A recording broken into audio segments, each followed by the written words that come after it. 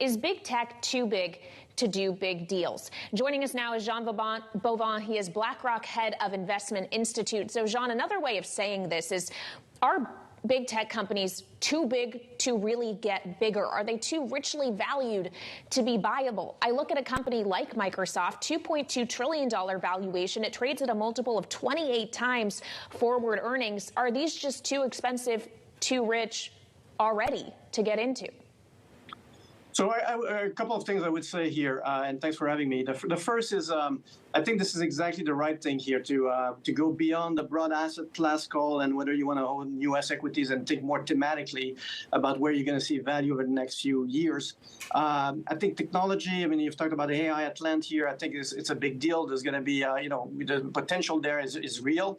But on the flip side of this, and that's I guess like the important things for us, is that we think that generally speaking, markets are not fully reflecting the macro environment we're going to be facing over the next few months, few weeks.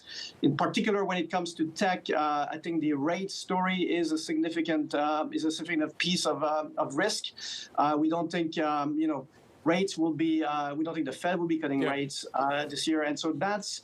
I would say basically long-term proposition, I think, is a thematic that makes sense to us. We're overweight U.S. equities, and that would be sectors we'll be favoring. But tactically, this is valuations that are not in line necessarily with the macro backdrop.